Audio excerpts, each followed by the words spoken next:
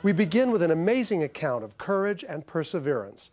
When I first heard about this story, I was struck by two things: the remarkable ability of a human being to withstand pain and suffering, and the equally remarkable ability of a 12-year-old child to stand up for her beliefs. If you're a parent, like I am, it'll make you think about paying more attention to what your children are telling you.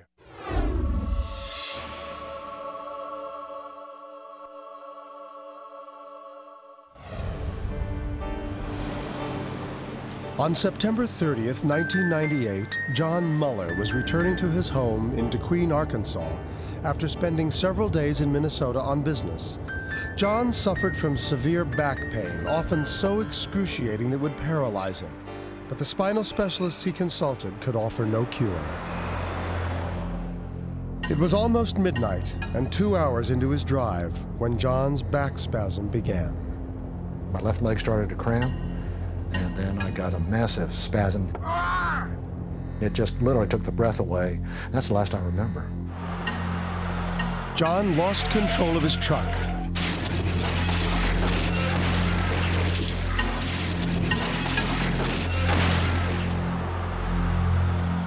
The next thing he knew, he was trapped in the dark beneath a bridge, immobilized by pain and drifting in and out of consciousness. My first memory was looking out of the vehicle, and I was wondering why I was in a cave. I said, "Lord, I need help. I cannot move." The pain was unbearable, but there was nothing John could do but wait and pray that someone would find him. The next morning, a school bus was traveling the same route that John had taken the night before. On board, 12-year-old Jennifer Turner was thinking about the upcoming school day. As she gazed out the window, something caught her eye. It was a white truck.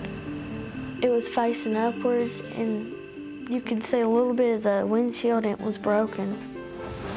Mr. Turner, there's somebody underneath the bridge. Jennifer immediately sensed that something was wrong, but when she told the bus driver what she had seen, he refused to stop. That's probably just somebody fishing.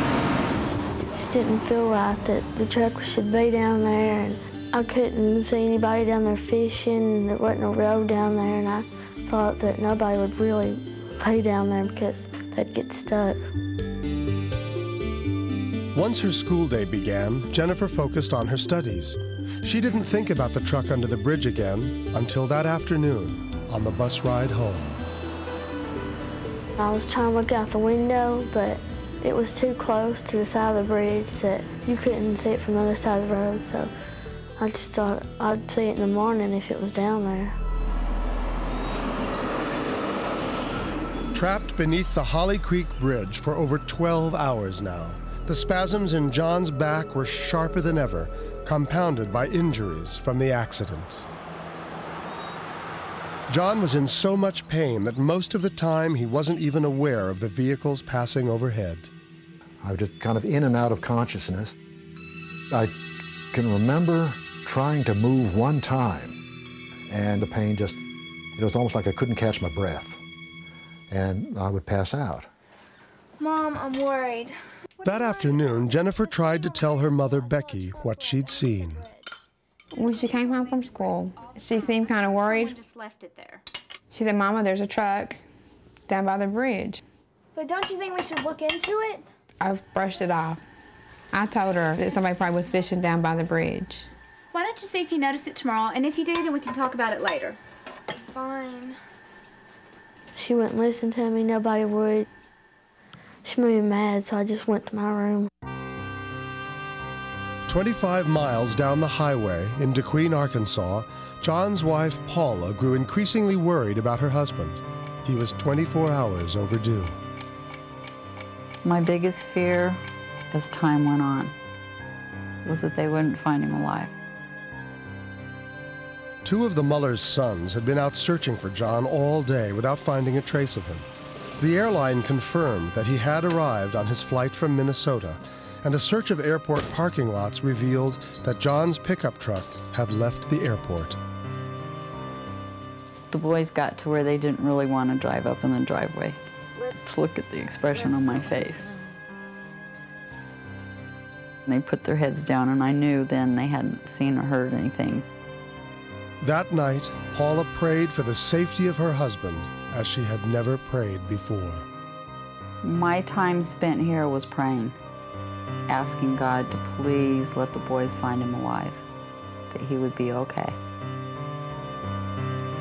That same night, Jennifer also said a prayer.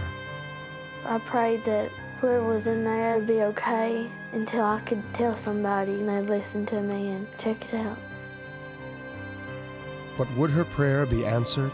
And would anyone believe the intuition of a 12-year-old child? The conclusion, when it's a miracle, continues.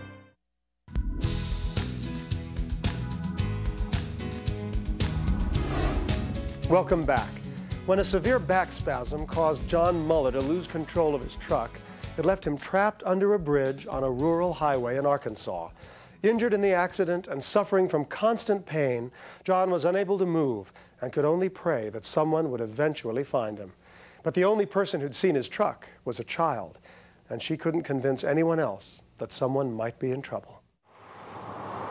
On the morning of Friday, October 2nd, Jennifer Turner crossed the bridge for the third time, hoping that the truck would be gone. But nothing had changed. Hey, I just saw that truck from yesterday. Can we please pull over?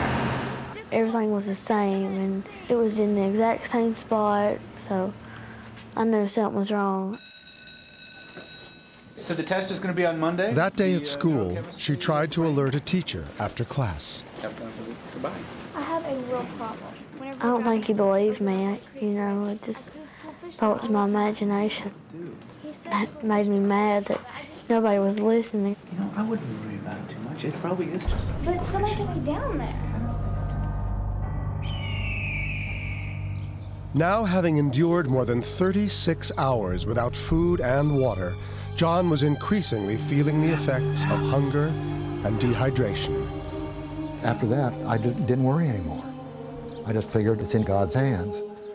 And I'm either going to go with him or I am going to rejoin my family. 56 hours had passed since John's accident, and Jennifer was about to cross the bridge for the 5th time in 3 days, this time in her grandfather's car with her younger brother and her mother. I really want to stop at the bridge. As we got closer to the bridge, she kept on asking her grandpa to stop. Grandpa, that truck is still underneath the bridge. We have to stop. Please. She was very persistent. So we got like a half mile down the road, and he goes, all right, I'm going to turn around, and we're going to show you that there's not a truck there. The moment they pulled over next to the bridge and got out, they could see John's truck clearly. See, I told you there was a truck down there. Stay here. I'm going to go see. Hello? I could see the truck, and there's somebody in there. And as I went down, I kept on saying, sir, can you hear me? He just never responded. And I got closer to the truck, and he kind of lifted his hand out the window on the passenger side. There's someone down here. Call 911. And that's when I hollered back up to them on top of the bridge to go get help.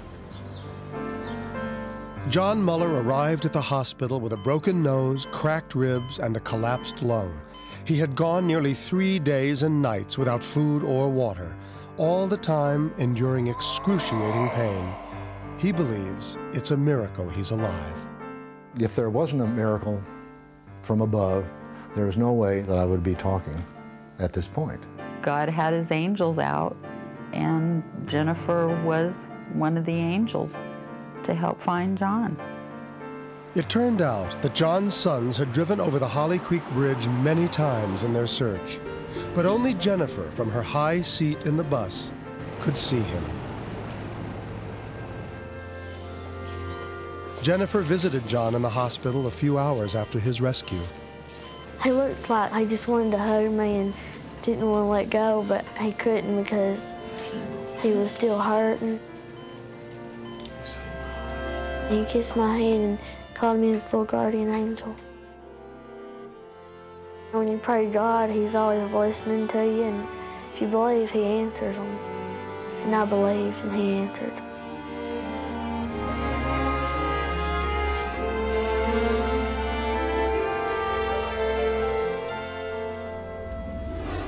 If you don't believe Jennifer when she says that prayers can be answered, you may be interested in knowing that recent scientific studies at Duke and Harvard universities have actually proved that people who pray, or who are prayed for, are more likely to recover from illness.